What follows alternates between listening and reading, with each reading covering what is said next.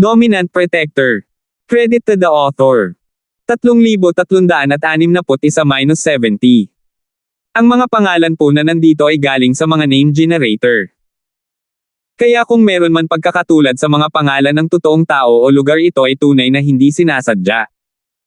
Sa wakas ay natanggal ang buhol sa kanyang puso, at nakaramdam siya ng saya. Nagustuhan siya ni Terence, at siya ang lalaking magnanakaw na nagustuhan niya. Noong unang panahon, hindi alam ni Akira kung ano ang gagawin sa problemang ito, ngunit ngayon, si Akira ay may gana na kagatin si Terence hanggang mamatay. Hehe. Sige, umalis muna tayo sa lugar na ito ha. Si Terence ay medyo nahihiya, ngunit sa kabutihang palad ay nasa dilim sila, kaya walang nakakita sa kanyang ekspresyon. Naging mabuting babae ka Akira sa sandaling ito at mahinang tumugon. Nagulat si Drake. Hindi niya inaasahan na magkakasama ang kapatid niya kay Terence ng ganoon lang. Hindi ba dapat magkaaway ang dalawa? Hindi kaya si Terence talaga ang lalaking magnanakaw na nagustuhan ng kapatid niya? Iyon ay talagang kamangha-manghang. Nga pala, bakit hindi ka naging ganito kanina? Biglang may naisip na mahalagang tanong si Akira. Ganito ba dati? Kinuha ni Terence ang Thousand Silk Mask mula sa Jade Space at isinuot ito. Silang tatlo ay nasa susunod na junction, at ang mukha ni Terence ay naliwanagan ng liwanag. Tumalon si Akira at gulat na tumingin kay Terence, mababago mo talaga ang mukha mo. Hindi nakaimik si Terence. Si Akira ay nag-overreact, hindi ba? Hinubad niya ang maskarang may libong sinulid sa kanyang mukha at sinabing, maskara lang ito, sinusubukan mo ba akong takutin hanggang mamatay? Sige, mag-usap tayo pagkatapos nating makaalis dito. Si Akira ay 100% sigurado na si Terence ang lalaking magnanakaw ngayon, at humigpit ang pagkakahawak niya sa braso ni Terence. Pagkatapos ng ilang interseksyon, biglang huminto si Terence.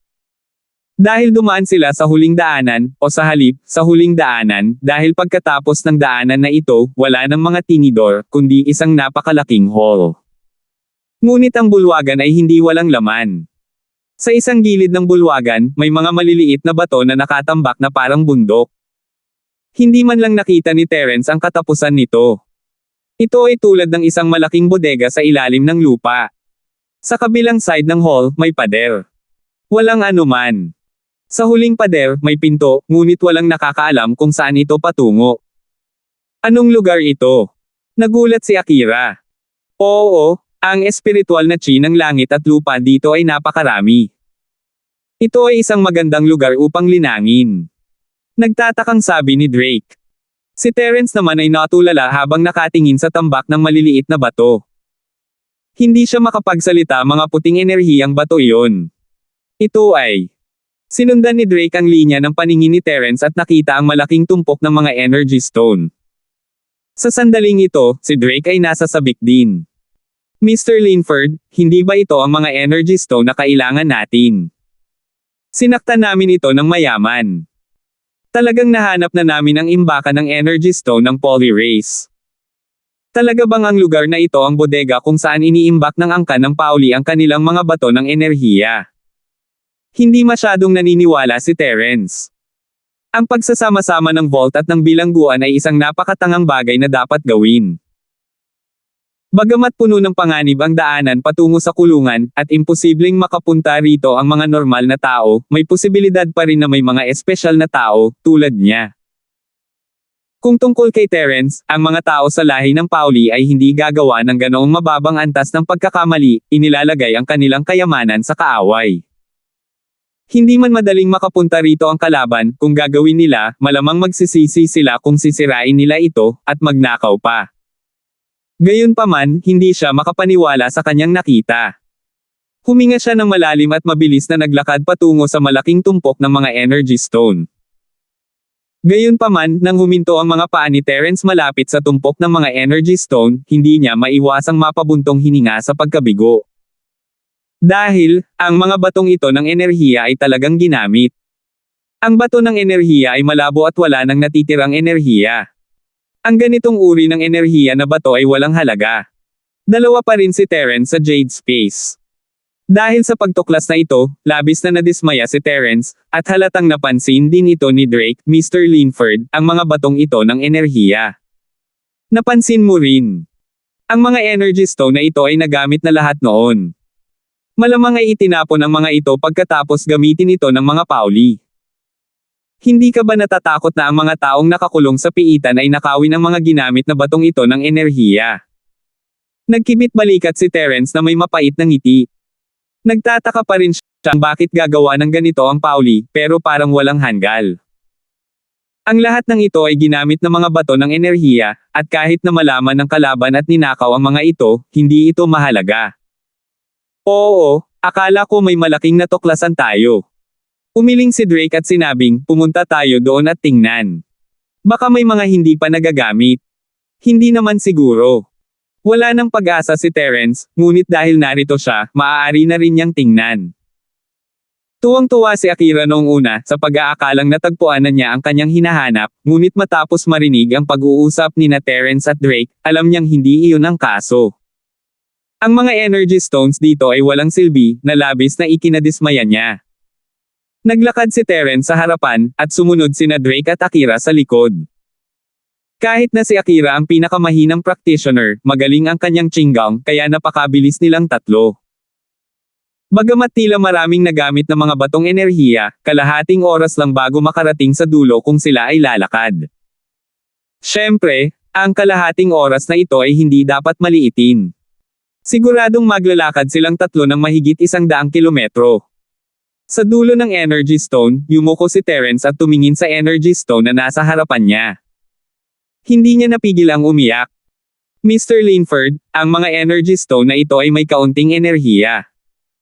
Bagamat hindi ito marami, tiyak na hindi ito ang uri na naubos na.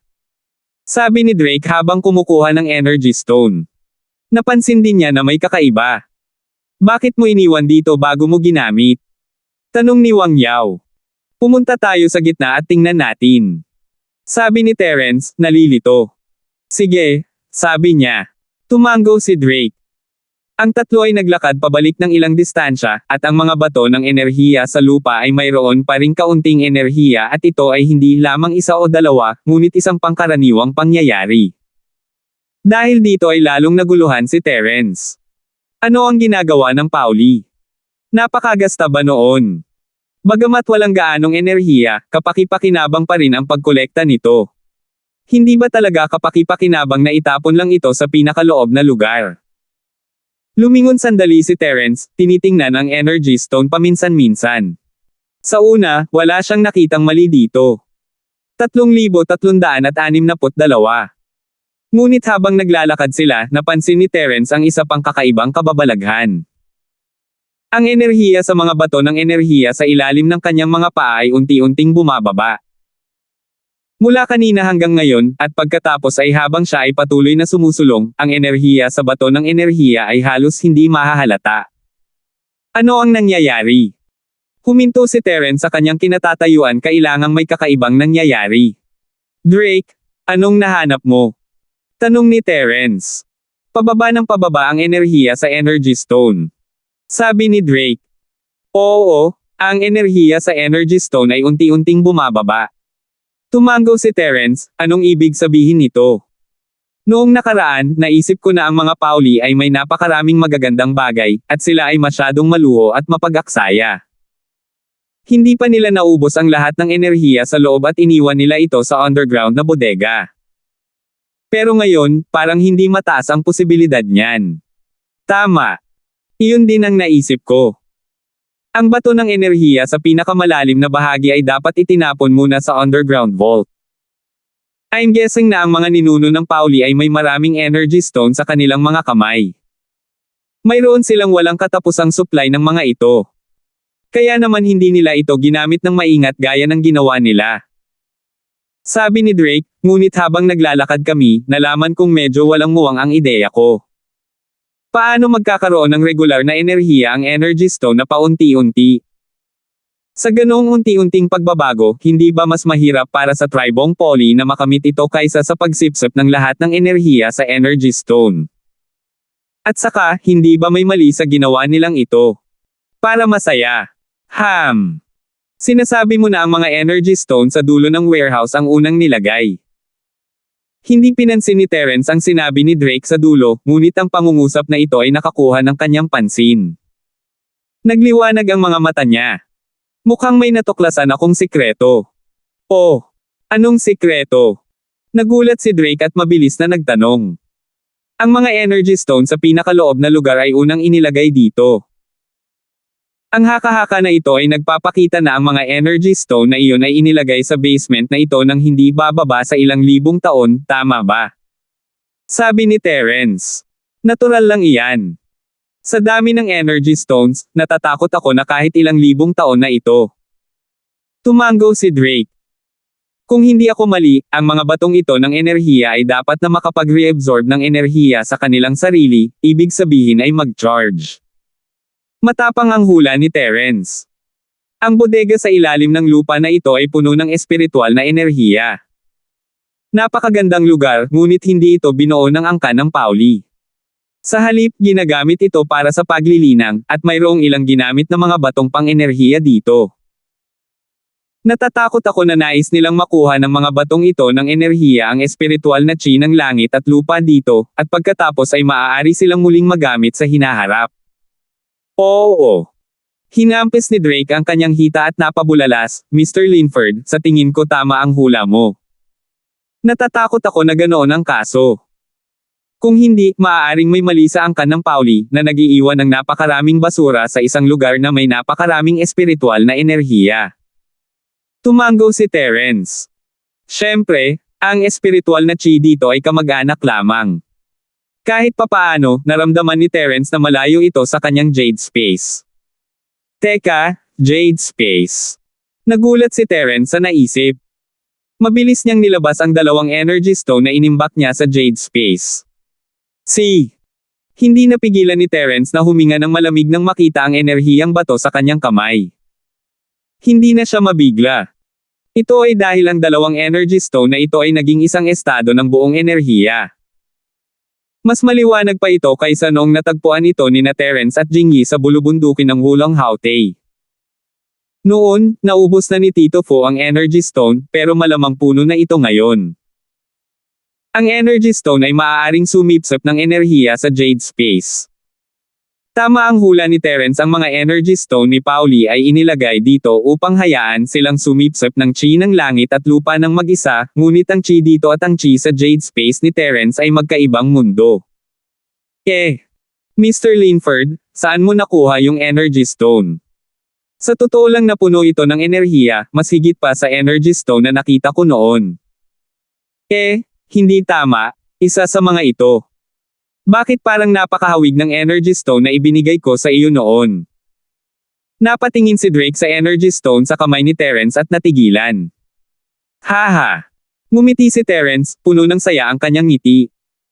Ang mga energy stone sa basement ay walang anumang enerhiya, ngunit si Terence ay mayroong Jade Space, at mabilis niyang na-charge ang mga ito.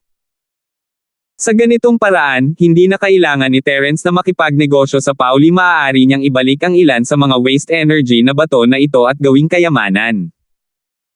Gumamit ako ng isang espesyal na paraan para maningil ang enerhiya, ngunit ngayon ay tila natural na nakakasipsip ng enerhiya ang mga ito. Nasanay na si Drake sa mga mahimalang kakayahan ni Terence at hindi na nagtanong kung gayon.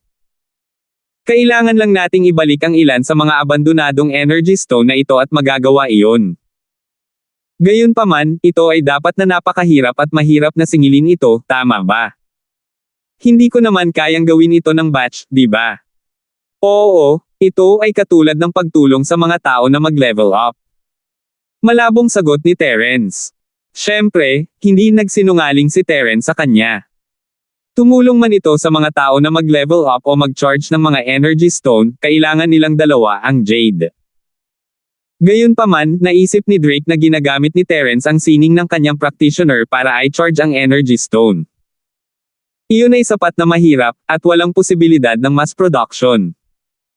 Hindi siya nagtanong, kung gayon, ano ang dapat nating gawin ngayon?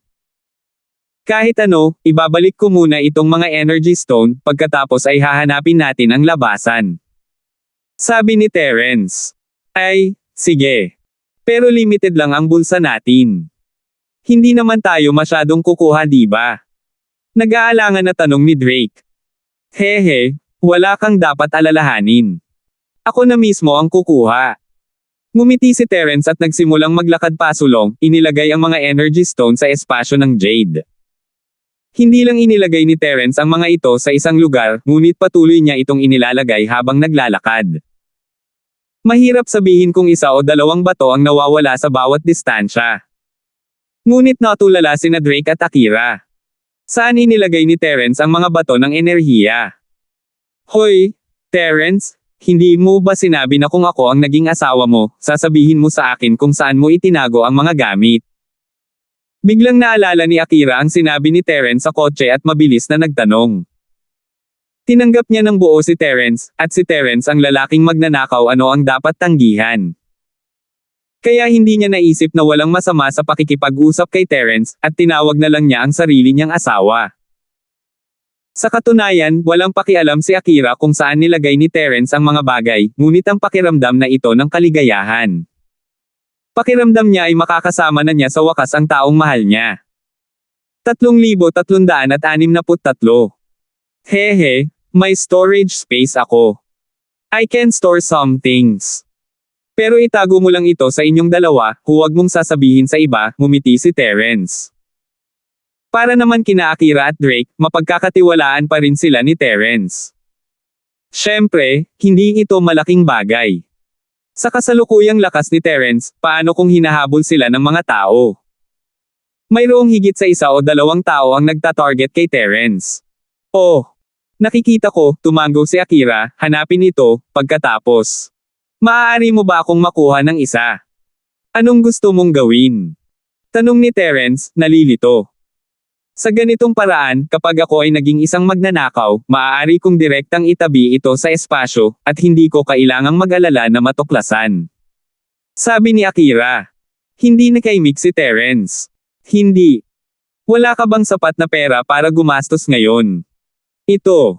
Sapat na. Nilabas ni Akira ang kanyang dila. Ang perang ibinigay sa kanya ni Terence ay sapat na para itayo ang bahay ampunan. Hindi na niya kailangan pang magnakaw. Nag-iinarte lang siya. Pinuno ni Terence ang storage space ni Jade at pumunta sa exit. Ang tanging paraan para makatakas sa hall na ito ay sa pamamagitan ng pinto sa harap. Malamang na ginamit ng Pauli ang pintong ito para ihatid ang White Energy Stone sa bulwagan. Lumapit ang tatlo sa pintuan. Ito ay isang batong pinto na mahigpit na natatakan, katulad ng mga sinaunang mekanismo na matatagpuan sa mga sinaunang libingan. Walang anumang bagay doon na maaaring mabuksan. Kumunat ang noo ni Terence. Maaari siyang dumaan sa tunnel ng buhay o kamatayan, ngunit wala siyang magawa sa automatikong pintong ito. Pagkatapos ng lahat, hindi ito ang kanyang lugar ng kadalubhasaan. Flying Sparrow, sa tingin mo paano natin dapat buksan itong pinto? Lumingon si Terence kay Akira. Pinagtatawanan mo ba ako? Napakalakas mo, kailangan mo pa ba ako? Alam ni Akira na si Terence ang lalaking magnanakaw at magkakaroon siya ng paraan para malutas ito. Fake identity lang iyon, tinutulungan lang niya ang Amara na mahuli ang matandang Hei at ang iba pang Sepulture Row. Ang totoong mag-asawa ay matagal nang patay. Sa tingin mo ba isa akong lalaking magnanakaw? Mapait na ngumiti si Terence. Natigilan ka Akira, kaya ang lalaking magnanakaw ay isa lamang virtual na tao. Alam niyang hindi magsisinungaling si Terence sa kanya, ngunit hindi niya maiwasang mabaigo. Kaya't si Terence ang kanyang tunay na pagkakakilanlan, at ang pagkakakilanlan ng lalaking magnanakaw ay peke lamang. Inaasahan talaga ni Akira na peke ang pagkakakilanlan ni Terence, at ang lalaking magnanakaw ay ang kanyang tunay na pagkakakilanlan. Gayunpaman, si Akira ay isa ring taong makayanan ang bagyo, at mabilis niyang inayos ang kanyang kaisipan, kaya ganyan. Ngunit, bakit napakalakas mo noong lumakad ka sa daanan ng buhay at kamatayan? At saka, napakahusay mo sa paglutas ng mga palaisipan sa libingan. Malakas. This was just a sense of danger. Alchemist ako, kaya mas malakas ang mental strength ko. I can sense these things. Libingan man o lagusan, ang mga puzzle na nalutas ko ay lahat ng sitwasyon sa buhay at kamatayan, ngunit iba na ngayon. Hindi ko talaga alam kung paano buksan ang pintong bato na ito. Sige. Tumango si Akira at nagsimulang maghanap sa paligid ng pintong bato. Gayunpaman, kitang-kita na ang mekanismo ng pinto ng bato ay napakaganda. Kahit ikaw Akira ay hindi matutuklasan ang sikreto sa maikling panahon. Matagal nang nagkaroon ng ilang kaibigan si Two Warrior sa mundo ng practitioner ng Central Plains. Hindi sila mahalagang tao, ngunit madaling makakuha ng impormasyon mula sa kanila. Ang impormasyon ni Terence ay mabilis na ipinadala sa Erlong, at nabigla siya habang nakatingin sa maliit na piraso ng papel. Ito ang buhay ni Terence. Ito ay masyadong nakakagulat at nakakapanabik. Si Thor Dragon ay hindi nang ahas na magantala at mabilis na ipinasa ang impormasyon sa kanyang ama, si Thaddeus. Ama, may nahanap ako sa bagay na hiniling mong imbestigahan ko. Narito ito, mangyaring tingnan, ngunit itong si Terence. Anong problema? Nagmamadaling tanong ni Thaddeus nang makita ang seryosong ekspresyon ni Thor Dragon. Ama, makikita mo sa iyong sarili. Ang Terence na ito ay isang Sky Class Master, at siya ay 19 pa lamang ngayong taon. Mapait na ngumiti si Topher. Siya ay mukhang bata, ngunit siya ay talagang 60 sa taong ito. Nakapasok lang siya sa Sky Class noong 40 anyos na siya, at inalagaan niyang mabuti ang sarili niya, kaya hindi siya ganoon katanda. Ngunit itong si Terence ay hindi mukhang bata-bata pa talaga siya. 19. Hindi ba't si Harry ay 19 na taong gulang pa lang? Hindi ito isinasa puso ni Thaddeus. Napaka-normal para sa maraming may kakayahang tao sa mundo ng paglilinang ng Central Plains. Ngunit ang Sky Class ni Terence ay ganap na naiiba mula sa Harry's Sky Class. Ang isa ay isang refiner at ang isa ay isang practitioner, sila ay dalawang ganap na magkaibang mga konsepto. Ang pinakamahalagang bagay ay na si Terence ay isang Golden Class Master lamang noong siya ay umalis sa sekta kalahating taon na ang nakalipas. Nangangahulugan ito na naabot niya ang Sky Class sa kalagitnaan ng yugto sa kalahating taon, hindi naman lahat ang Terence na iyon. Kayang patayin ng mga mas mataas sa kanya sa loob ng ilang segundo ang Golden Class ng lalaking ito laban sa Mystic, Mystic laban sa Lupa, Lupa laban sa Langit. Siya ay karaniwang walang talo sa Sky Class, at kahit si Topher ay napilayan niya. Parang nagkamali talaga ang Pauli clan natin. Tiningnan ni Thaddeus ang impormasyon sa kanyang mga kamay at agad na nakaramdam ng labis na panghihinayang. Yes, other than that. May isa pang nakakamangha. Father, malalaman mo kung ipagpapatuloy mo pa ang pagbabasa. Mapait na ngumiti si Thor. Ano pa bang meron? Bahagyang natigilan si Thaddeus. May mas nakakagulat pa kaya dito. Mabilis siyang lumingon sa likuran niya, at habang tumitingin siya, mas nabigla siya ilang beses na pilayan si Terence. At hindi lang si Terence ang kanyang mga alipores ay baldado rin, ngunit lahat sila ay naghiganti sa isang piraso. Ano ang nangyayari? Maaaring si Terence ay may pinakamataas na grade 4 na Great Recovery Pill. At sa hitsura nito, mayroong higit sa isa. Sa pag-iisip pabalik sa katotohanan na si Terence ay disipulo ni Boss Bale, ang Albert na ninuno, naramdaman ni Thaddeus na mas posible pa ito. Bigla siyang tumayo at sinabing, halika, samahan mo ako sa kulungan, kailangan kong makausap si Terence. Oo, ama. Oo, ama. Mabilis na sagot ni Thor. Alam niyang gagawin ito ng kanyang ama pagkatapos basahin ang impormasyon. Kung hindi dahil sa utos ng kanyang ama, tumakbo muna siya kay Terence para makita kung gaano siya kahanga-hanga matapos basahin ang impormasyon. 3,364. Si Thaddeus at Erlong ay umalis sa silid at dumiretso sa piitan. Ang piitan na ito ay talagang vault ng angkan ng Pauli, at ang pasukan ay nasa ilalim mismo ng kastilyo.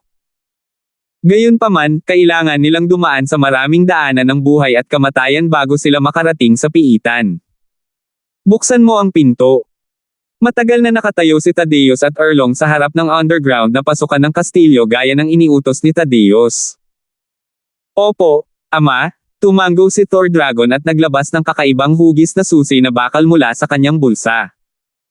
Inilagay niya ito sa isang puwang sa tabi ng pasukan sa ilalim ng lupa. Ang hugis ng susi na bakal ay eksaktong kamahon ng puwang, at maaari itong magkasya. Matapos mailagay ang susi, dahan-dahan at tahimik na bumukas ang pasukan. Ito ay lumabas na ang pasukan ay nangangailangan ng isang susi upang mabuksan, at ito ay one-way. Hindi nakakagulat na hindi mahanap ni Akira ang paraan para buksan ang mekanismo. Si Terence, sa kabilang banda, ay naiinip na sisubog na lang niya ito ng isang energy bomb kung hindi pa rin siya makahanap ng paraan para mabuksan ito. Naghahanap ng paraan si Akira para mabuksan ang mekanismo ng tahimik na bumukas ang pinto sa harapan nila.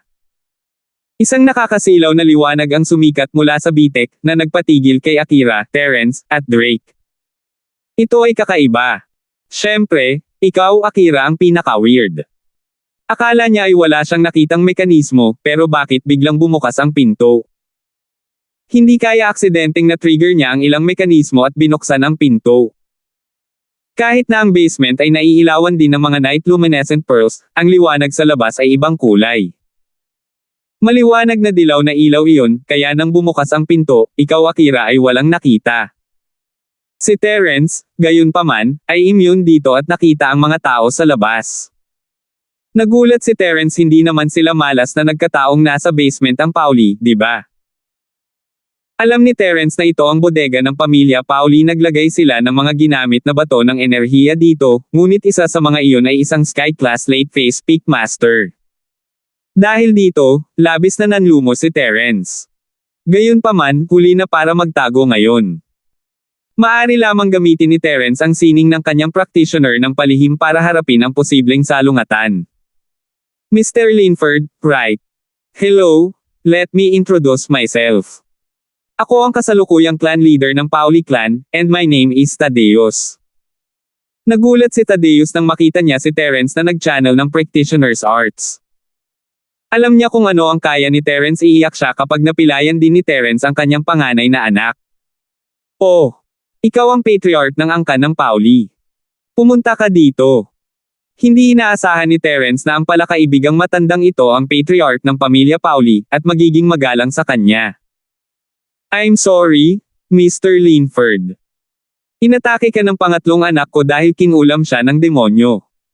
Nais kong ipahayag ang aking taos-pusong paghingi ng tawad sa iyo. Humihingi talaga ako. Napaka-humble ng ugali ni Tadeus dahil alam niyang pagkakataon na niya ito, at pagkakataon din ng kanyang ikatlong anak na si Topher. Nagulat si Terence sa paghingi ng tawad, ngunit mukhang hindi ito peke. Hindi inisip ni Terence na kailangang pekain ito, kaya tumango siya. Demonyo! Ano ang ibig sabihin noon? Matandang patriarka, pumunta ka ba dito para makipagkasundo sa akin? Tama. Ang mga demonyo ay nag-claim na sila ay mula sa Central Plains.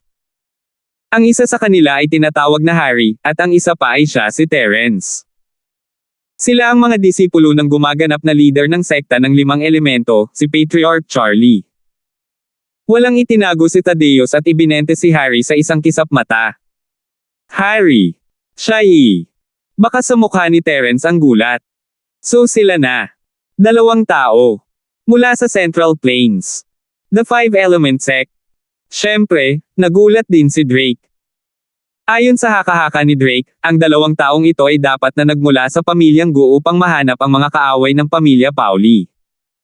Mukhang kilala ni Mr. Linford ang 2 taong ito. Sumili ang guilt sa mukha ni Tadeus. Tama. Nangako silang bibigyan ng aming Pauli clan ng 4th grade Great Recovery Pill, at pagkatapos ay tutulungan sila ng aming Pauli clan na harapin ang isang kaaway. Mr. Linford, dapat ay napansin mo na ang lahat ng aking mga meridian ay nawasak at kailangan ko ng isang pang-4 na baitang mahusay na tableta para sa pagpapagaling upang gamutin ang aking mga sugat. Kaya, pumayag kami sa kahilingang ito. Hindi lang namin inaasahan na miyembro ka rin ng sekta ng 5 elemento. Hindi inaasahan ni Drake na si Terence ay mula rin sa 5 elementong sekta. Kung iyon ang kaso, ang 2 magkaaway ay mula sa amahong sekta ni Terence. Makapaghiganti pa kaya si Terence sa kanya. Sandali lang, kung sila ay mula sa iisang sekta, bakit nila gustong harapin si Terence? Kaya ganyan. Kung gayon ang pakay ng matandang pinuno dito ay tumango si Terence. Mr. Linford, let's not beat around the bush. I've heard a little about your past. Kung hindi ako nagkakamali, you should have a 4th grade rate recovery pill, right? And it's not just one. Pansamantalang tanong ni Tadeus. At pagkatapos, hindi umamin si Terence, ngunit nagtanong. Kung maibibigay sa amin ni Mr. Linford ang isa. O kahit dalawa sa kanila, naniniwala ako na ang angkan ng Pauli ay magpapasalamat sa iyo ng walang hanggan, Mr. Linford. Sabi ni Tadeus. Ibig mong sabihin, dapat gamutin ang mga sugat mo ng anak mo, di ba? Tanong ni Terence. Oo, yun lang. Ano sa tingin mo, Mr. Linford? Tumango si Thormon at nagtanong. Sa tingin mo babaliw ako sa pagtrato sa akin ng ganyan at kinulong pa ako sa piitan para mailigtas ko siya? Nakangiting tanong ni Terence. Of course, this is a business deal. Mr. Linford, you can tell US what you think. Sinabi rin ng anak ko na si Topher na nandito si Mr. Linford para makipag-usap sa amin tungkol sa negosyo. Mabilis na dagdag ni Tadeus. Sige. Una, tulungan mo akong pumatay. Abby. Hindi hiniling ni Terence sa Pauli na patayin si Harry dahil may utang pa si Harry sa kanya ng Chi Gathering Pill. Dagdag pa, sa kanyang lakas, maaari siyang patayin ni Terence sa 1 segundo. Hindi na kailangang gawin ito ng Pauli para sa kanya. This Abby, on the other hand, ay isang malaking problema. Hindi sigurado si Terence kung mapapatay niya siya sa isang iglap, at hindi magiging sulit kung siya ang papatayin sa halip. Kailangan niyang pumatay ng marami hanggat maaari. Ito.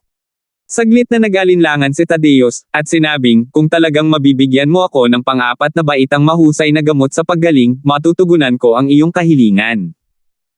Isang 4th grade rate recovery pill. Ibibigay ba ito sa iyo ni Harry? Ibinigay niya ito sa iyo. Hindi sumagot si Terence, ngunit tumingin kay Tadeus na may mahinang ngiti.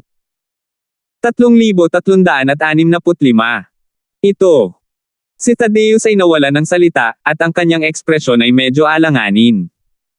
It's a future trade. Hindi pa niya binibigay sa akin. Ang ibig niyang sabihin ay pagkatapos na matagumpay na mapino ito ng 5-element sect, tiyak na ibibigay niya ito sa akin. At hindi lang isa, kundi 2. Nako, may utang pa siyang Chi Gathering Pill. Ilang buwan na siyang may utang. Sa tingin mo ba mapagkakatiwalaan ang mga salita niya? Sabi ni Terence, kinurot ang kanyang mga labi. Ito. Hehe, tama ka, Mr. Linford. Gayunpaman, minsan na akong naloko. Kailangan kong matuto sa mga pagkakamali ko, di ba? Tadeus ay makapalang balat kung tutusin.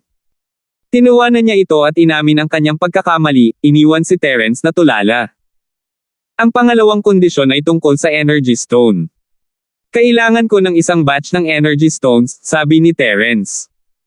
Energy Stone. Bahagyang nagbago ang ekspresyon ni Tadeus. Mr. Linford, ang aming Pauli clan ay wala pang natitira sa mga Energy Stones na ito. Kung ito ang iyong kahilingan, natatakot akong hindi ako makasunod.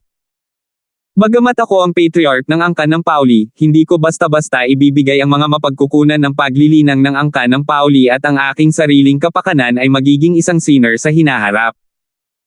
Mas gugustuhin kung wala itong pang-4 na baitang Great Recovery Pill. Makikita mo sa iyong sarili na may mga bundok ng ginamit na mga bato ng enerhiya sa underground na bodega na ito. Ito ay tumatagal ng 10,000 taon o kahit 100,000 taon upang ganap na ma-recharge ang isang ginamit na bato ng enerhiya. Masyadong mahaba yon. Oh, tama, nakalimutan kong sabihin sa iyo, Mr. Linford. Ang mga ginamit na batong ito ng enerhiya ay maaaring automatikong mag-recharge, ngunit ang bilis kung saan sila sumipsip ng espiritual na enerhiya ng langit at lupa ay mas mabagal. Hehe. Sa tingin ko ay hindi naintindihan ng matandang clan leader ang ibig kong sabihin. Ang ibig kong sabihin ay gusto ko ng 1/5 ng energy stones na nasa storage mo. Sabi ni Terence. Imposible yan. May 20,000 energy stones tayo sa storage natin, 1/5 of that would be 4,000. Sobra na, hindi ako papayag dyan. Agad na sabi ni Tadeus. Hindi pa ako tapos. Ang mga energy stone na tinutukoy ko ay hindi ang storage ng matandang clan leader, kundi ang energy stone sa underground warehouse na ito.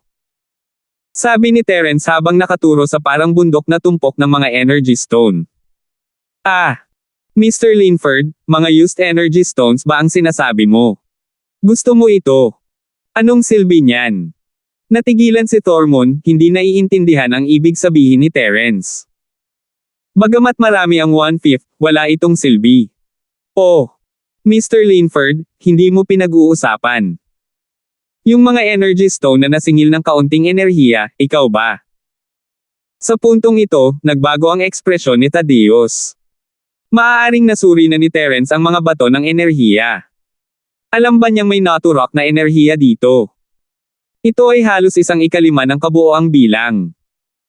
Gayunpaman, ang mga batong ito ng enerhiya ay narito ng higit sa 10,000 taon. Kahit na ang bawat bato ay walang maraming enerhiya, halos 1/10 bahagi lamang nito ang maaaring singilin, kung sila ay pagsasama-samahin, ito ay isang malaking halaga pa rin ng enerhiya. Kaya naman, sa kaisipang ito, medyo nababalisa si Thaddeus. Mr. Linford, hindi ka ba masyadong matako? Hehe, matandang chief, napagkamalan mo na naman ako. Yung 1/5 na sinabi ko yung 1/5 from this side. I don't want the rest inside. Sabi ni Terence, itinuro ang energy stone sa gilid. Ah! Ang lahat ng ito ay naiwan dito sa nakalipas na ilang daang taon. Ano ang silbi nito para kay Mr. Linford? Kahit na gusto ni Mr. Linford na magsimula ng isang sekta, ito ay 100,000 taon bago magkabisa ang mga energy stone na ito. Mag-iiba kung gayon. Talagang hindi naiintindihan ni Thaddeus ang ginagawa ni Terence. Matandang patriarch, hindi mo kailangang mag-alala tungkol sa paggamit ko. Negosyo lang ang sinasabi ko. Ano sa tingin mo? Hindi na nagpaliwanag pa si Terence, gagalingin kita ng lubusan ng mga sugat ng iyong anak. Maaari ka bang sumang-ayon sa dalawang kondisyong ito? Ito. Maaari akong sumang-ayon dito, ngunit dapat nating ibigay ang pera at ang mga kalakal ng sabay. Natutunan ni Thaddeus ang kanyang aral at hindi na naniniwala sa hinaharap. Sige, gagamutin ko muna ang mga sugat mo. Matanda hepe, umupo ka sa harap ko.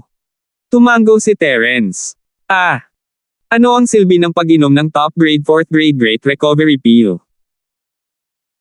Kumurap si Thaddeus, ngunit hindi pa siya nakakita ng pang-apat na klase ng tableta, kaya hindi niya alam kung ano ang ibig sabihin ni Terence. Ngunit siya ay nakaupo pa rin sa harap ni Terence ng masunurin, tulad ng isang mag-aaral sa elementarya. Ano ang pangalan mo? Ngayon, protektahan mo ang iyong ama at huwag hayaang may makagambala sa amin. Kung hindi, huwag mo akong sisihin kung ang iyong ama ay namatay o nagdusa sa chi deviation. Sabi ni Terence habang nakatingin sa kanya. Natakot siya na baka lusutan siya ni Thor Dragon habang pinapagaling niya si Thaddeus, kaya kailangan niya itong bigyan ng babala ng maaga para hindi maglakas loob si Thor Dragon na kumilos ng padalos-dalos. Siyempre, si Terence ay nagsasalita tungkol sa pagprotekta kay Thaddeus. Huwag kang mag-alala, Mr. Linford. Hindi ko hahayaang may mang-istorbo sa akin. Mabilis na saad ni Thor. Sige, ibigay mo sa akin ang iyong palso. Pagkatapos, ipikit mo ang iyong mga mata at magpahinga. Sabi ni Terence kay Thaddeus. Oh, okay. Napansin ito ni Thaddeus na kakaiba, ngunit iniabot pa rin niya ang palso kay Terence. Si Terence, sa kabilang banda, ay humawak sa palso ni Thaddeus at nagsimulang magpaikot sa ikatlong yugto ng sining ng Dragon Mastery, dahan-daang inaayos ang mga nasirang meridian ni Thaddeus. Kamakailan, ang sining ng Dragon Mastery ni Terence ay nagpapakita ng mga palatandaan ng pagpasok sa ikatlong yugto, ngunit naramdaman niyang medyo hindi pa rin ito. May kaunting pagkakaiba pa rin, ngunit hindi pinabayaan ni Terence ang kanyang pagsasanay araw-araw. Medyo nawala lang. Naisip ni Terence na marahil ito ay dahil nakalusot lang siya sa pangalawang layer sa loob ng maikling panahon, kaya hindi niya masyadong mabilis na makapasok sa ikatlong layer. Hindi alam ni Thaddeus kung ano ang gustong gawin ni Terence, ngunit bigla niyang napagtanto na mayroong isang mahiwagang purong chi na dumadaloy sa kanyang mga meridian mula sa kung saan sila ikinapit ni Terence, nagsimulang ayusin ang kanyang mga sirang meridian. Ito. Anong uri ng magical mental cultivation method ito? Nagulat si Thaddeus. Binuksan niya ang kanyang mga mata at hindi makapaniwalang tumingin kay Terence, Ikaw. Natigilan si Erlong sa hitsura nito. Hindi niya nakitang pinapakain ni Terence ang kanyang ama ng Pildores, ngunit si Terence ang nag-channel ng kanyang sining sa halip. Sinusubukan ba ni Terence na saktan ang kanyang ama? Sa makatuwid, hindi niya namamalayan na naging alerto. Terence, ano ang ginagawa mo? Huwag. Huwag kang lalapit at istorbohin kami. Manahimik ka. Napatalon si Tadeo sa gulat nang marinig niya ang mga salita ni Thor Dragon. Nagulat siya, ngunit ang kanyang mga meridian ay ganap na naayos. Hindi niya gustong sirain ang magandang bagay ng ganoon-ganon lang pagsisisihan niya kung ayaw siyang tretuhin ni Terence. 3,366. Natigilan si Erlong na pagtanto niyang masyado siyang nagmamadali.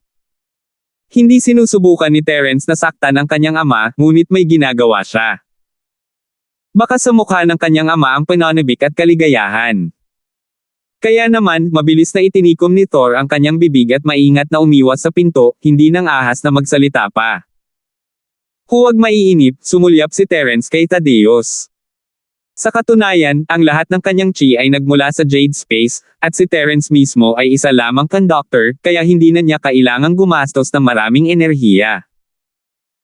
Normal na ang pagsasalita niya, ngunit natatakot siya na baka bigla siyang atakihin ni Erlong at maabutin siya ng hindi nagbabantay. Mabuti. Paulit-ulit na tumango si Thaddeus bilang pagsang-ayon.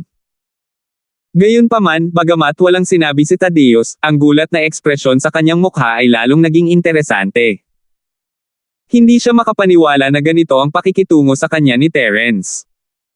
Hindi katakataka na siya at ang kanyang mga kaibigan ay nakarecover matapos mapilayan. Si Terence ay mas malakas pa kaysa sa ilang peak grade 4th grade Great Recovery Pill. Sa wakas, ang mga meridian sa katawan ni Thaddeus ay inayos lahat ni Terence. Binitawan ni Terence ang pulso ni Thaddeus, ngunit hindi niya ito tinulungang mag-level up. Naniniwala siyang gagaling mag-isa si Thaddeus pagkaraan ng ilang panahon dahil hindi siya nasugatan ng matagal. Tapos na. Binitawan ni Terence ang kamay niya at bumaling kay Thaddeus. Ngayong nakita mo na ang kakayahan ko, hindi mo na dapat pagdudahan ang mga salita ko. Patayin mo si Abby at bigyan ako ng 1/5 ng energy stone dito. Gagamutin ko ang mga sugat ng anak mo. Okay Mr. Linford, tatapusin ko na agad. Sa sandaling ito, pinakawalan ang dominanteng aura ni Thaddeus bilang isang practitioner. Bagamat hindi niya maabot ang buong lakas ng Sky Class Late Phase Peak, maaari na niya maabot ang antas na iyon. Naniniwala siya na sa kaunting pahinga, makakabalik siya sa kanyang peak state. Siyempre, nakita rin ni Erlong ang lakas ng kanyang ama. Natuwa siya pero nabigla at the same time. Masyadong malakas ang kakayahan ni Terence. Kaya ba niyang pagalingin ang kanyang mga sugat sa pamamagitan lamang ng pagkuha ng kanyang pulso? Anong uri ng pamamaraan ng mental cultivation ito? Ngunit hindi siya naglakas loob na magtanong si Terence ay hindi isang taong madaling pakitunguhan, kung tutuusin. Mula sa impormasyong mayroon siya, pinatay ng bata ang kanyang pangatlong kapatid sa isang galaw ayaw niyang asar muli si Terence. Mr. Linford, please follow me. I'll arrange a VIP room for you to rest in. Magalang na sabi ni Thaddeus. Itinuring na niya si Terence bilang isang mahalagang panauhin ng angkan ng Pauli. Masasabi niya na si Terence ay hindi isang sakam na tao, at ang mga kondisyon na kanyang iminungkahi ay hindi mahirap para sa angkan ng Pauli. Upang maging matapat, ang lahi ng Pauli ay walang gaanong gamit para sa mga inabandonang bato ng enerhiya. Sino ang makapaghihintay ng 100,000 taon? Napakatagal na noon, at wala na ang pamilya Pauli. Ang pagpatay kay Abby ay isang ganap na normal na bagay sa Erlong. Gusto ni Abby na patayin si Terence, at papatayin siya ni Terence bilang kapalit. Walang mali doon. Mr. Linford, hindi mo ba siya papatayin mismo Abby? Kakaiba ang nakita ni Thaddeus, maaaring masaktan ng husto ni Terence si Erlong, kaya dapat magkaroon siya ng lakas para patayin siya. Hindi magandang kumilos. Sabi ni Terence, winawagayway ang kanyang kamay. Hindi siya makagalaw, ngunit maaari niyang saktan si Abby, ngunit mahirap sabihin kung kaya niyang patayin si Abby. Gumamit lang si Terence ng isang malaking galaw, at kung hindi niya kayang patayin si Abby, hindi niya agad magagamit ang isa pang malaking galaw. Masama kung ma-expose siya. Kaya, mas mabuting hayaan ang angkan ng Pauli na gawin ito para sa kanya. Sige, hahayaan ko si Erlong at ang dalawang anak ni Erlong ang mag-aalaga sa kanya. Amaho silang Sky-class late phase peak masters, dapat kaya nilang alagaan siya Abby. Walang ibang sinabi si Thaddeus. Saganang kanya, kung hindi maginhawa para kay Harry na gumawa ng hakbang, natural, hindi magiging komportable para kay Terence na gumawa ng hakbang. Wala ka ng Sky-class late phase peak master sa pamilya Pauli mo? Tanong ni Terence. Meron, pero para harapin siya Abby, hindi na kailangan ng napakaraming eksperto, di ba? Tanong ni Thaddeus. Ang Abby na ito ay medyo mas malakas kaysa sa isang klase ng kalangitan ng huli na yugto ng Rurok, kaya iminumungkahi ko na ang mga lalaki ay umaatake bilang isang pangkat. Paano kung ito dalahin mo ang isa mo pang anak dito, pagagalingin ko siya, at sabay kayong umatake? Sabi ni Terence. Labis na naantig si Thaddeus sa mga salita ni Terence. Talagang iniisip sila ni Terence, hindi katulad ni Harry na nagpapanggap na nagbabala sa kanila. Hindi lamang sila binalaan ni Terence, ngunit nais din niyang pagalingin si Topher ng maaga. Nangangahulugan ito na nag-aalala si Terence na ang mga tao ng pamilya Pauli ay mahirapan, at gusto niyang tulungan sila. Salamat, Mr. Linford. Huwag kang mag-alala, Mr. Linford, kukuha ako ng tutulong sa iyo sa pag-iimpake ng mga batong ito ng enerhiya. Kukuha ako ng isang bahagi ng mga bato ng enerhiya na napula ng enerhiya at ibibigay sa iyo. Sabi ni Thaddeus. Hindi na kailangan. Hindi na kailangang singilin. Mas mabuti kung wala itong enerhiya. Kinawian ni Terence ang kanyang kamay. Dahil napagkasunduan natin ang mga kondisyon, ayos lang kung gamutin ko ang iyong anak ng mas maaga. Kung gayon. Salamat, Mr. Linford. Nang makitang tinanggihan ni Terence ang kanyang mabuting hangarin, hindi siya pinilit ni Thaddeus. Tumango siya at hinanap si Topher. Nasira ang pag-asa ni Topher. Alam niyang binigyan siya ng kanyang ama ng isa pang mahusay na recovery pill mula kay Harry, ngunit sa totoo lang, ganoon ba kadaling gawin iyon? Pumayag nga si Harry, ngunit hindi niya alam kung kailan siya makakarating. Hindi inisip ni Topher na siya ay magiging malas, hindi lamang siya nabigo na patayin si Terence, ngunit siya rin ay baldado. Gayunpaman, nang itulak ni Thaddeus ang pinto at pumasok sa silid ni Topher, natigilan si Topher. Ama, ang lakas mo. Hindi itinago ni Thaddeus ang kanyang lakas, kaya madaling maramdaman ni Topher na siya ay isang late-stage heaven rank powerhouse. Nakabawi ka na ng lakas mo. Harry. Binigyan ka ng pill. Hindi si Harry, si Terence. Napabuntong hininga si Thaddeus at sinabi kay Topher ang nangyari. Lumiwanag ang mga mata ni Topher sa pag-asa, hindi siya kailanman maniniwala na si Terence ay may kasanayang tulad nito noon, upang makapagpagaling ng isang taong may mental technique, lalo na sa malubhang pinsalang tulad nito, ngunit ang kanyang ama ay nakatayo mismo sa kanyang harapan, buhay at sumipa. Hindi niya pwedeng baliwalain iyon. Ako. Makaka-recover din. Hindi inaasahan ni Topher na mabilis na darating ang kaligayahan. Oo, pumayag na si Mr. Linford. Sumama ka sa akin dali. Tandaan mong time na humingi ng tawad at ibaba ang iyong paninindigan. Kung kaya kanyang gamutin, ang pile mo ay kasing dali ng pagpihit ng kamay. Nagbabala si Thaddeus. 3,367. Huwag kang mag-alala, ama, wala akong anumang sama ng loob sa kanya. Ito ay dahil kay Harry, at kapag ako ay gumaling, diretso na ako para kay Harry. Sabi ni Topher na may galit. Dumating sina Thaddeus at Topher sa silid ni Terence, at sinimulan siyang pagalingin ni Terence nang walang sinasabi. Pinoprotektahan siya ni Thaddeus at Erlong sa gilid, at napaiyak sila sa tuwa nang makita nilang nabawi na ni Topher ang kanyang Sky-class late phase peak strength. Sa nakalipas na ilang araw, ang tribong Pauli ay namumuhay sa kadiliman. Ngunit ngayon, sa wakas ay nakita na nila ang liwanag. Alam kung paano magbayad ng utang ng pasasalamat, hindi nagpahinga si Thaddeus. Sa halip, dinala niya ang Erlong Shan, Erlong Tu, at ang dalawang matatanda ng Pauli sa silid ni Abby at Harry. Nang buksan ni Harry ang pinto, nakita niya ang isang grupo ng mga tao na nakatayo doon. Medyo natarante siya. "Old Master, you came here. Sa sobrang daming tao. What's the purpose of such a grand ceremony?" "Hehe, wala lang." Bahagyang ngumiti si Thaddeus habang papasok sa kwarto ni Harry. Sumunod naman ang 5 tao sa likod niya. "Hindi. Ang lakas mo." Biglang itinuro ni Harry si Thaddeus sa gulat. "Paanong hindi ka lumpo? Nagulat ka ba? May mas nakakaloka. Gawin mo." Biglang sumigaw si Thaddeus. Habang nagsasalita siya, umiwas siya ng bahagya, at ang 5 tao sa likod niya ay dumiretso para sa maliit. Nakontrata ang mga mag-aaral ng musmos, hindi niya akalain na sasalakayin sila ng mga Pauli, ngunit mabilis siyang nag-react at inihanda ang kanyang depensa.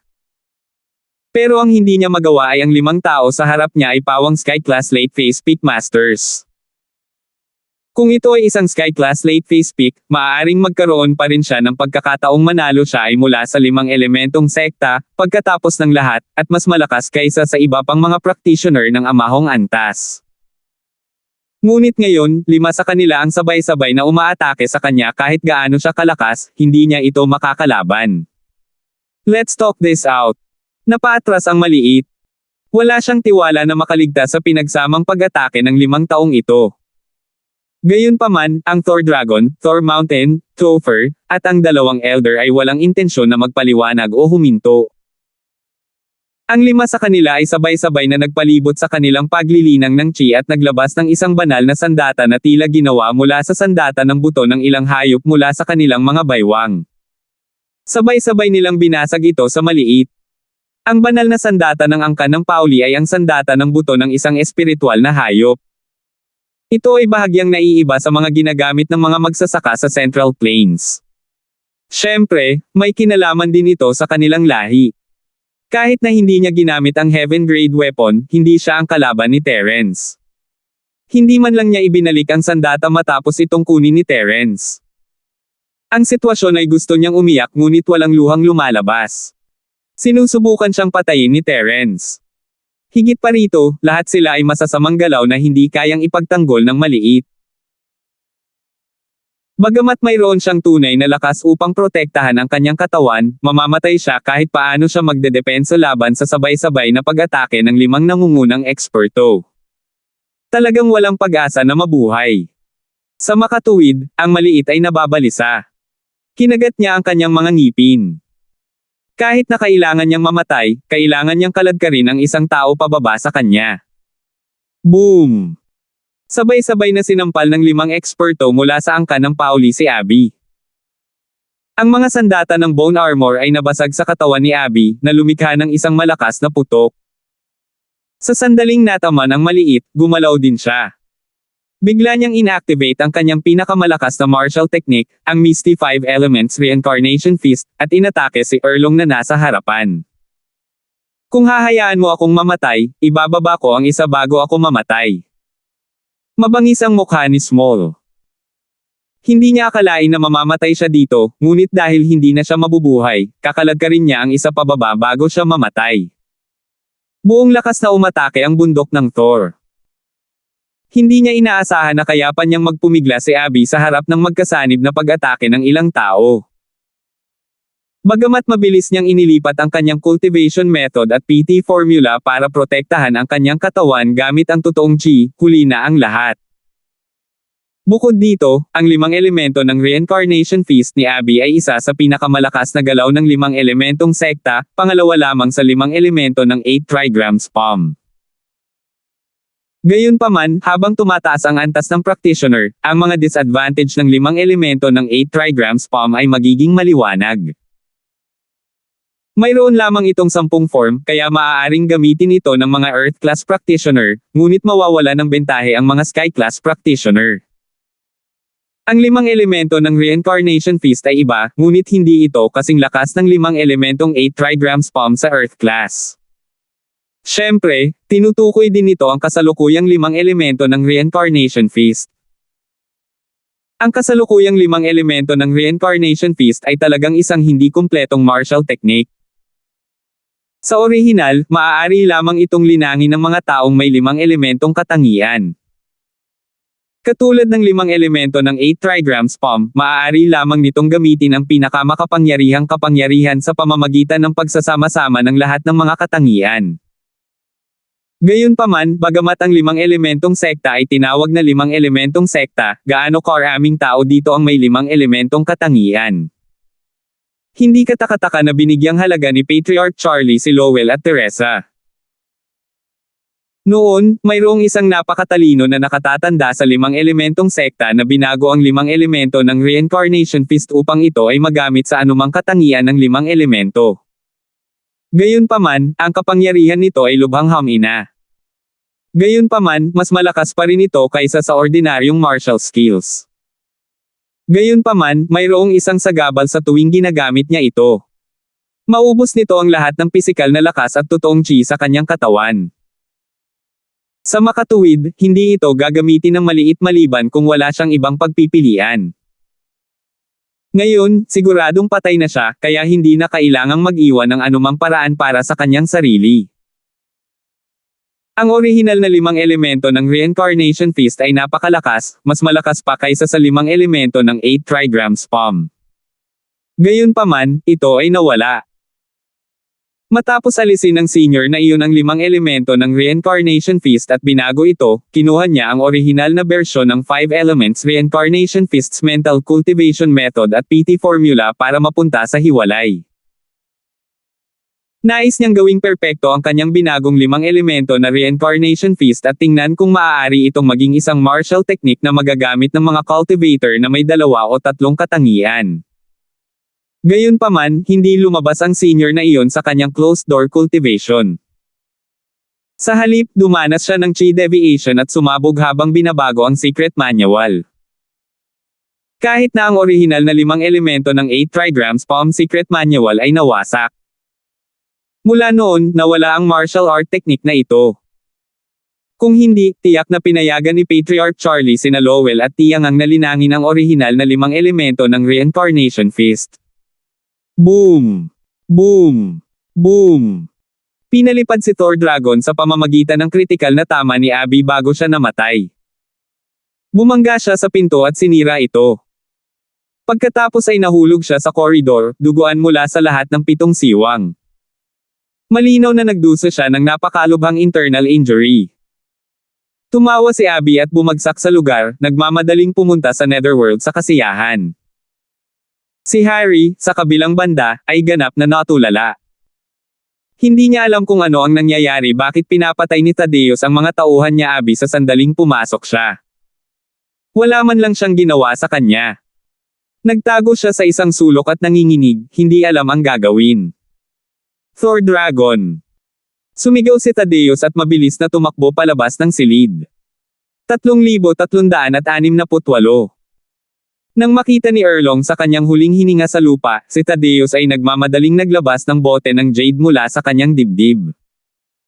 Kumuha siya ng Grade 3 Great Recovery Pill mula sa loob at ipinadala ito sa bibig ni Erlong. Matapos inumin ang recovering pill, bahagyang bumuti ang kutis ni Thor, ngunit hindi pa rin gumagaling ang kanyang mga sugat. Hindi siya mamamatay saglit, ama. Hindi ko na kaya. Hindi ko akalain na magagawa niyang Abby ang ganoong galaw bago siya mamatay. Huwag kang mag-alala, Thor. Maghintay ka dyan, may iligtas ka ni Mr. Linford. Nagmamadaling sabi ni Thaddeus. My injuries are too severe. Thor smiled bitterly. At bakit mo ako niligtas, Mr. Linford? Natigilan si Thaddeus sa sinabi ni Erlong. Agad niyang naalala na ito ay isang deal sa pagitan nila ni Terence. Pinagaling ni Terence ang mga sugat nila ni Erlong para patayin si Abby kapalit ng mga nausayang na bato ng enerhiya. Ngayong may dagdag na Erlong, makakatulong ba si Terence? Gayunpaman, ano man ang mangyari, kailangan pa ring subukan ni Thaddeus. Kinuha niya si Thor Dragon at inutusan ang dalawang elder ng lahi ng Pauli, Thor malaki, Thor maliit, kayo na ang bahala kay Harry, huwag mo siyang hayaang makatakas. Oo. Tumango ang dalawang matanda bilang pagsang-ayon. Bundok Thor, Topher, sumunod ka sa akin. Dahil doon, mabilis na tumakbo si Thaddeus sa silid ni Terence. Isang biglang katok sa pinto ang bumulaga kay Terence. Binuksan niya ang pinto at nakita niya si Thaddeus na may hawak na Erlong, nagulat. Matandang pinuno, ano ang ginagawa ni Mr. Torlong? Mr. Linford, malubhang nasugatan si Erlong sa huling pag-atake ni Abby. Sana matulungan siya ni Mr. Linford. Sabi ni Thaddeus. Oh. Tiningnan siya ni Terence, malubhang nasugatan siya, ngunit ang tableta ay dapat na mapanatili siyang kontrolado. Hindi siya mamamatay ng ganoon kabilis, ngunit hindi kaagad pumayag si Terence, matandang pinuno, sa palagay mo ba ay hindi ko kailangang magbayad ng halaga para sa paggamot sa iba? Nawalan ako ng maraming tibay at tunay na lakas sa pagtrato sa iyo at sa Topher, at halos bumaba ang antas ng aking lakas. Ito. Ngayon lang napagtanto ni Thaddeus na si Terence ay gumagamit ng purong enerhiya para pagalingin ang isang tao. Ito ay hindi nakakagulat. Gaano karaming pisikal na lakas at totoong chi ang maaaring taglayin ng isang magsasaka? Gaano kahalaga ang kanilang pisikal na lakas at tunay na chi? Kung hindi, ang mga bato ng enerhiya ay hindi magiging napakahalaga. Kinailangan ding magbayad ni Terence, kaya medyo makapal ang balat para kay Thaddeus na hilingin kay Terence na pagalingin ang Torlong. Siyempre, hindi sinusubukan ni Terence na gawing mahirap ang mga bagay para sa kanila. Sa katunayan, si Terence at ang Pauli clan ay nagkaroon lamang ng relasyon sa negosyo. Kung ang Pauli ay walang ginawa sa kanya mula sa simula at ikulong siya sa piitan, kung gayon ay hindi tatutol si Terence na pabor sa kanila. Ngunit ngayon, ang lahi ng Pauli ay nakikipagtulungan muna kay Harry, at nagsimula lang silang magtrabaho kasama niya pagkatapos makita siyang lumakas. Dahil dito, bumagsak ang posisyon ng lahi ng Pauli sa puso ni Terence, at hindi na siya gaanong sinsero sa kanila. Minsan, kailangan niyang mag-ingat kapag dapat. Mr. Linford, kung ililigtas mo si Thor, anong presyo ang kailangan mong bayaran? Si Thaddeus ay hindi tanga, nakagawa na siya ng 2 deal kay Terence, kaya walang masamang gumawa ng isa pa. Napatay na natin siya, Abby. Ang pagpatay sa kanya, Abby, ang kondisyon na napagkasunduan natin. Masyadong nawalan ako ng purong enerhiya sa aking paggamot. Mahinang umiling si Terence. Maaari tayong gumamit ng 10 full energy na bato para makipagpalitan. Sabi ni Thaddeus pagkatapos mag-alinlangan sandali. Hindi ko kailangan ng energy stone na puno ng energy. May iba pa ba kayo? Tinanggihan ni Terence. Tapos, may mga pills at iba pa. Parang hindi naman kailangan ni Mr. Linford. Biglang may naisip si Thaddeus. Hindi ba sinabi ni Terence na may utang pa si Harry sa kanya ng chi gathering pill? Kailangan ba ni Terence ang tabletang ito? Kung iyon ang kaso. Sa pag-iisip nito, mabilis na sinabi ni Thaddeus, ang aming Pauli clan ay mayroon pa ring isang chi amassing pill. Iniisip ko kung kailangan ito ni Mr. Linford. Ang mga chi gathering pills ay hindi gaanong nagagamit sa lahi ng Pauli. Marami silang energy stones para sa cultivation, kaya wala silang gamit para sa chi gathering pills. Nakapagpalit na sila ng ilang chi gathering pill para sa kanila noon, ngunit hindi na sila nagpatuloy sa pagpapalit ng higit pa. Ngayon, isa na lang ang natitira nila. Chi gathering pill. Tumaas ang 1 kilay ni Terence, hindi inaasahan na magkakaroon ng ganoon ang Pauli. Marahan siyang tumango, maaari kitang bigyan ng chi gathering pill, ngunit dapat mong malaman na ang halaga ng isang 3rd grade pill ay hindi sapat para ibenta ko ito. Naiintindihan ko, Mr. Linford. Ang aming Pauli clan ay magpakailanman na maaalala ang iyong kabaitan. Ang aming Pauli clan ay may utang na loob kay Mr. Linford. Sa hinaharap, kung si Mr. Linford ay may anumang mga kahilingan, hanggat ang aming Pauli clan ay magagawa ito, tiyak na gagawin namin ito. Sabi ni Thaddeus. Sige, Protektahan niyo si Thor Dragon. Kasabay nito, inabot ni Terence at hinawakan ang palso ni Erlong na ipinadala ang sining ng Dragon Mastery. Bagamat tumulong lamang si Terence dahil sa Chi Gathering Pill, ang angkan ng Pauli ay hindi pa nakakakuha ng tableta, at tinulungan na sila ni Terence. Dahil dito, lubos na nagpapasalamat si Thaddeus. Ginawa itong komplikado ni Terence, ngunit ang pag-save ng Erlong ay kasing dali ng pag-angat ng isang daliri. Matapos ganap na mabawi ang Erlong, binitawan ni Terence ang kanyang kamay, tapos na. Magtatanong pa lang sana si Thaddeus kung ano ang naramdaman ni Erlong nang tumalon siya at yumuko ng malalim sa harap ni Terence. "Salamat, Mr. Linford, sa pagligtas mo sa buhay ko. Hinding-hindi ko ito makakalimutan. Mula ngayon, Mr. Linford, ang buhay ni Erlong ay sa iyo. Ang angkan ng Pauli ay may utang na loob sa iyo, at ako, sa iyo lamang, Habi Lin." Tumingin si Tadeo sa kanyang panganay na anak at hindi na nagsalita sa huli. Naiintindihan niya ang ugali ng kanyang panganay. Siya ay isang taong marunong gumanti ng kabutihan. Alam din niya na ang halaga ng isang Chi Gathering Pill ay hindi sapat para ipagpalit sa kanyang buhay. Sa totoo lang, kung gusto ng angkan ng Pauli, sapat na ang isang Chi Gathering Pill o isang Energy Stone para ipagpalit dito. Hindi man lang nila kailangan ng 10. Ngunit si Terence ay hindi humingi ng 10 Energy Stone, at sa halip ay humingi ng Chi Gathering Pill. Nangangahulugan ito na maaaring kailanganin ni Terence ang bagay na ito, at ginagawa ang Pauli ng isang pabor ng walang bayad. Hehe, kumusta si Harry? Hindi kailangan ni Terence ang dragon sa ngayon, napakalayo niya kay Terence, at wala siyang magagawa sa ngayon. Si Harry ay binabantayan ng ating mga tao. Sa tingin mo, paano natin siya dapat haharapin, Mr. Linford? Tanong ni Thaddeus. Sa abot ng kanyang pag-aalala, ang buhay ni Harry ay nasa mga kamay ni Terence. 3,369. Hayaan mo siya. Sabi ni Terence pagkatapos ng ilang pag-iisip. Kahit na mayroon siyang sariling Chi Gathering Pills, pinaplano niyang ibalik si Harry. Walang gaanong Chi Gathering Pills, at kahit na hindi na kailangan ni Terence, naroon pa rin si Jenny at ang iba pa. Oh, okay. Hindi alam ni Thaddeus kung bakit hinayaan ni Terence si Harry, ngunit dahil nakapagdesisyon na si Terence, hindi na siya nagtanong. Inutusan niya si Topher na kumuha kay Terence ng ilang Chi Gathering Pills, at Erlong na palayain si Harry. Umupo sila ni Erlong sa kwarto ni Terence at kinausap si Terence. Sa oras na ito, natatakot ako na hindi ko maibabalik ang lahat ng mga bato ng enerhiya. Hindi magkasya ang aking kotse sa lahat. Iiwan ko muna ito dito sa ngayon, babalikan ko ito kapag may oras ako, sabi ni Terence. Ah, Mr. Linford, aalis ka na. Nagulat si Tadeo sa sinabi ni Terence. Oo, marami pang gagawin sa bahay. Naabot ko na ang pakay ko sa pagpunta dito. Kailangan ko nang bumalik ngayon. Kung kailangan mo ng anuman, maaari mo akong tawagan, o maaari mong hanapin ako, sabi ni Terence. Salamat, Mr. Linford.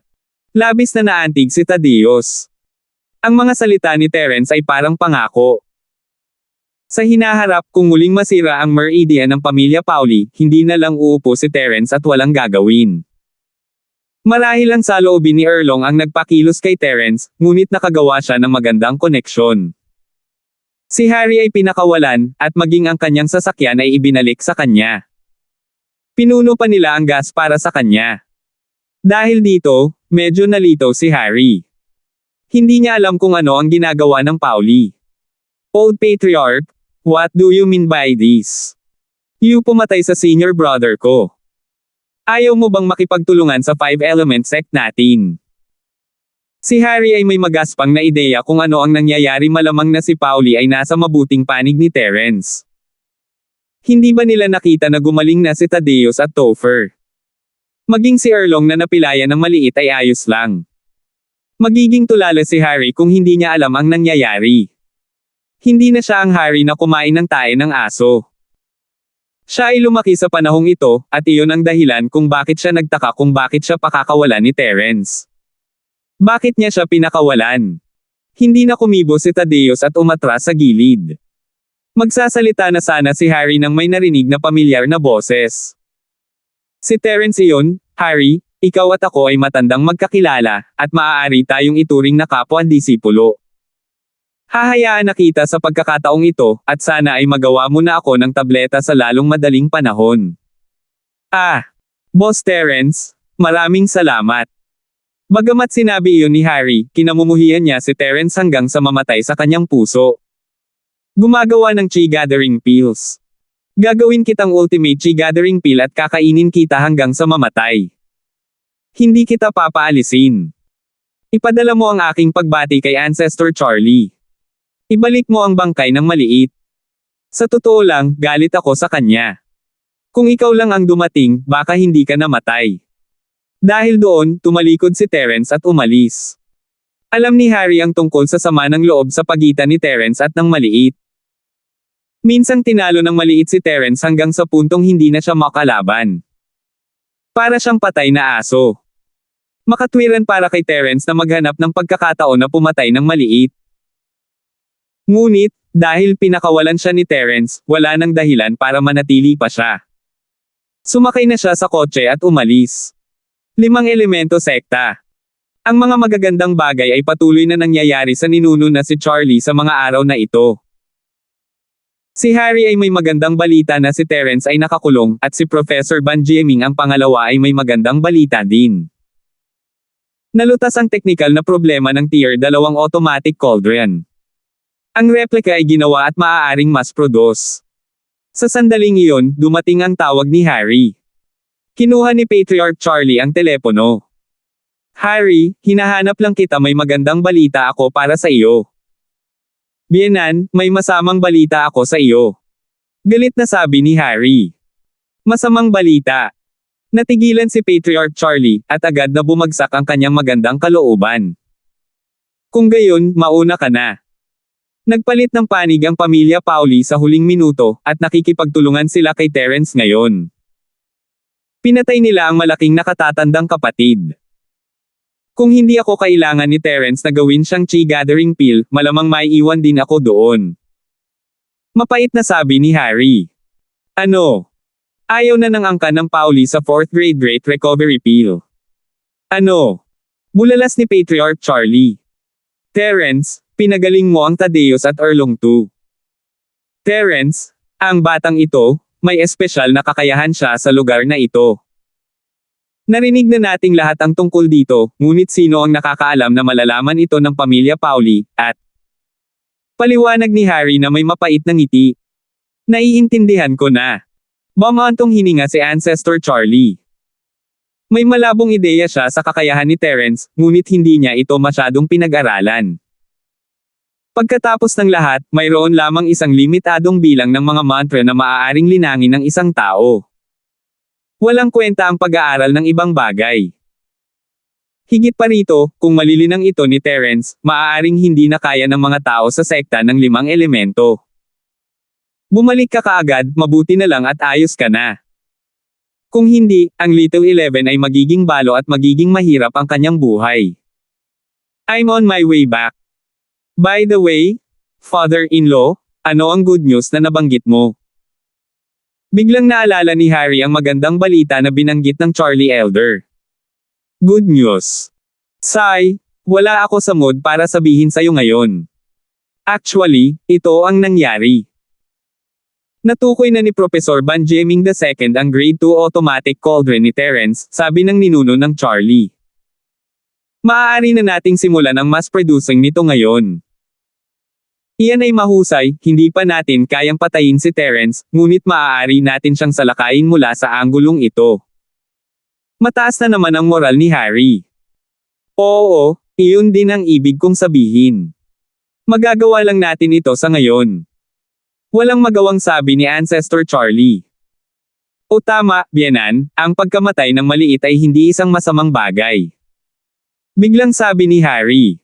Oh, bakit mo naman nasabi? Little 11. Medyo natigilan si Patriarch Charlie. You mean, it's because of Little 11? Dati, nagustuhan din ni Little One ang Little 11, kaya naman nagkaroon ng ganoong hula si Ancestor Charlie. Kung tutusin, kung imbestigahan pa silang dalawa, masasabing magkaribal sila sa pag-ibig. Ah! Biyenan, ano ang iniisip mo? Anong kinalaman nito sa kanya? Mabilis na umiling si Harry at nag-analisa, ganito nang nilabanan ni Terence si Topher, hindi niya ito pinatay at nahulog sa bitag sa halip. Nangangahulugan ito na maaaring walang lakas si Terence para patayin si Topher. Siyempre, hindi tayo 100% sigurado. Pagkatapos ng lahat, na-activate ni Topher ang bitag at nahuli si Terence. Ngunit pagkatapos noon, hindi na nagpakita si Terence, at sa halip ay ipinadala ang Pauli clan upang pumatay ng maliit na isa. Ito ay nangangahulugan na si Terence ay walang kakayahan na pumatay ng Sky-class late phase peak, o hindi niya sana ipinadala ang Pauli clan para gawin ito. Si Terence ay hindi gagawa ng ganoon, at siya ay may sama ng loob sa maliit pa rin. Hindi ba mas mabuting maghiganti sa kanyang sarili? 3,370 Harry, may sense ang sinasabi mo.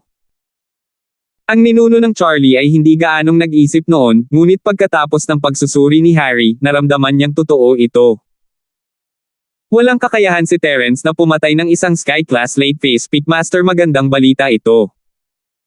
Hindi bababasa, si Terence ay hindi matatalo. Matapos marinig ang balita, nakahinga ng maluwag si ninuno Charlie. Hanggat hindi matatalo si Terence, magkakaroon ng paraan para harapin siya. Kaya nga sa tingin ko, bilasan na natin ang paggawa ng pil na yan. Hayaan na lang natin na kainin ni Terence hanggang mamatay, hehe. Iminungkahi ni Harry. Pagkatapos mong bumalik, maaari mong simulan ang bagay na ito. Sabi ni Patriarch Charlie. Ibinaba ni Patriarch Charlie ang telepono at bahagyang bumantong hininga. Then, he shouted to the door, "Waiter, pasok ka sandali." "Master, hinahanap mo ba ako?" Maya-maya, tinulak ng waiter ang pinto at pumasok. Ang iyong panganay na nakatatandang kapatid na lalaki, maliit, ay bumagsak na. Ngayon, ikaw ang pinakamahalagang tao sa mga kapatid na senior at junior ng sekta ng 5 elemento. Kailangan mong balikatin ang responsibilidad na ito. Napabuntong hininga si Patriarch Charlie. Kailan nangyari yon? Nagulat ang waiter. Ngayon na, sabi ni Patriarch Charlie. Hindi pwede yon. Ang alagad na namamahala sa paglilinis ng kwarto na may kaluluwang jade tablet ay nagsumbong lang sa akin na normal ang lahat. Hindi nabasag ang kaluluwa ng panganay na nakatatandang kapatid na si Jade. Guro, tumpak ba ang impormasyong ito? Tanong ng waiter na medyo naguguluhan. Ibinalik ito ni Harry, walang maaaring magkamali. Ano? Nagulat din si Patriarch Charlie. Kumuha ka ng magdadala ng isang maliit na kaluluwang jade tablet para tingnan ko. Oo. Walang lakas ng loob na suwayan ang waiter. Mabilis siyang tumango at naghanda. Pagkaraan ng ilang sandali, mabilis na dinala ng waiter ang kaluluwa ng bata na si Jade tablet sa silid ni Patriarch Charlie. Gayunpaman, ang kanyang ekspresyon ay medyo kakaiba. Ikaw nagdala. Tingnan ko. Naiinip na sabi ni Patriarch Charlie.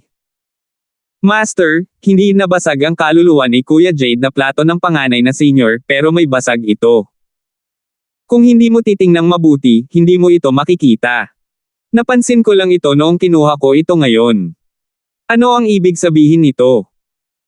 Magalang na ibinigay ng waiter ang kaluluwa ng bata na si Jade tablet kay Patriarch Charlie. Ito. Kinuha ni Patriarch Charlie ang Soul Jade card at medyo natulala. Ito ang lihim na pamamaraan ng 5 elemento ng sekta na naipasa sa libu-libong taon. Gayunpaman, ito ay nasira. Kapag namatay ang tao, masisira ang Soul Jade card. Walang suspense. Si Patriarch Charlie ay hindi pa nakakita ng ganoong sitwasyon kung saan ang Jade card ay may basag ngunit hindi nabasag. Nangangahulugan ba ito na ang tao ay patay na o hindi? Hindi pa rin ganap na patay. Ano ang kahulugan nito?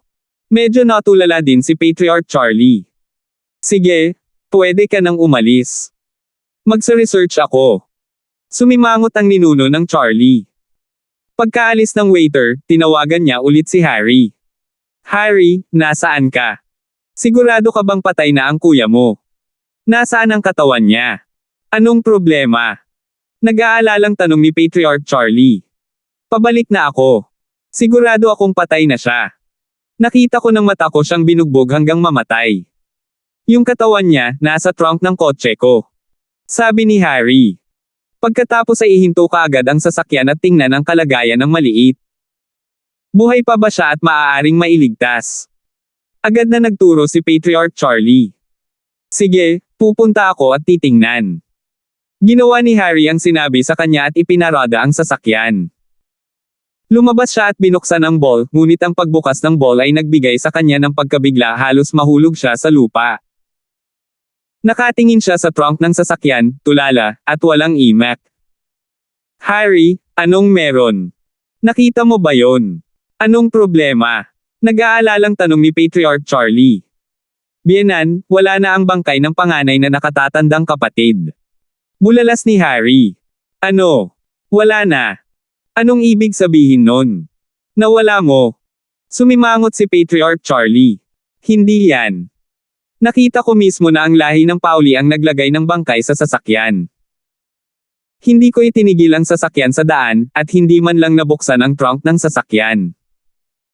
Gayunpaman, nawala na lang sa hangin ang bangkay ng panganay na nakatatandang kapatid. Si Harry ay natakot sa kanyang talino. Hindi siya natatakot sa mga patay na tao, ngunit natatakot siya sa mga supernatural na bagay. Ito ay masyadong nakakatakot. Bakit hindi ka agad bumalik at hanapin? Tingnan mo kung nahulog mo sa kalsada. Natarante rin si Patriarch Charlie sa mga salita ni Harry. Paanong biglang nawala ang katawan ng taong ito? Ito. Okay. Natakot si Harry, ngunit kailangan niyang pilitin ang sarili na paikutin ang sasakyan. Masyado itong pantasya. Paano nawala ang katawan? Sige, tawagan mo agad ako pag nahanap mo na.